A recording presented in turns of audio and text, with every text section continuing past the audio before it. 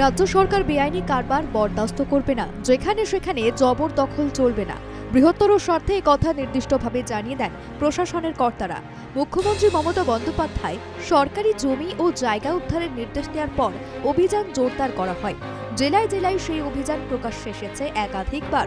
বারংবার বলা সত্ত্বেও বেআইনি নির্মাণ না ভাঙায় এবার নদিয়ার ফুলিয়ায় সরকারি জায়গায় অবৈধ নির্মাণ গুড়িয়ে দিতে বাধ্য হল প্রশাসন।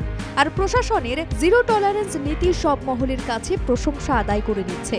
রাজনীতির রং না দেখেই প্রশাসন জনস্বার্থে এই কাজ করছে বলে জনপ্রতিনিধিরা স্পষ্ট করে দিয়েছেন। প্রশাসনের ভূমিকা যথেষ্ট স্বচ্ছ শান্তিপুরে, কারণ প্রশাসন কোথাও জোর দখলও করছে না। তারা মুখ্যমন্ত্রীর যে অর্ডারটা সারা রাজ্য জুড়ে যেখানে সাধারণ মানুষের অসুবিধা হচ্ছে সেই অসুবিধাটাকে মুক্ত করার জন্য ফুটপাত বা যে মানুষের চলার পথে রাস্তা প্রশস্ত করা বা সেই সমস্ত সরকারি জায়গায় যারা বসে আছে প্রশাসনের পক্ষ থেকে তাদেরকে অনুরোধ করা হচ্ছে।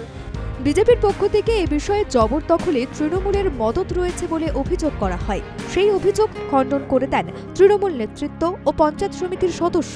তারা দাবি করছেন নীতিনিষ্ঠ পথেই উন্নয়নের কাজ জোরদার করা হচ্ছে। স্থানীয় মানুষ ও প্রশাসনের এই রাজনীতির ঊর্ধ্বে উঠে জনপদ ও জনগণের জায়গা পুনরুদ্ধার করার অভিযানকে সাধুবাদ জানাচ্ছে। ভাঙা হলো, এটা প্রশাসন দেখেছে জায়গায় জায়গায় এরকম বেদখল হয়ে যাচ্ছে। এটা অনেক দিন ধরে হচ্ছে, প্রায় সপ্তাহখানেক উপরে হইলো এইগুলো সব দখল হয়েছে। এইটা হলো এখন ওইদিকে হয়েছিল, সেইটা দেখে হয়তো ভিডিও সব মনে করেছে যে এগুলো অবৈধ, সেই জন্য ভেঙে দিয়েছে। তাই সাধারণ মানুষের প্রয়োজনে যাতে সরকারি জায়গা ব্যবহার করা যায় সেজন্য প্রশাসন সরকারি জায়গায় নিজের হাতে রাখছে বলে জেলার মানুষ মনে করছে। ব্যুরো রিপোর্ট, বাংলা জাগো।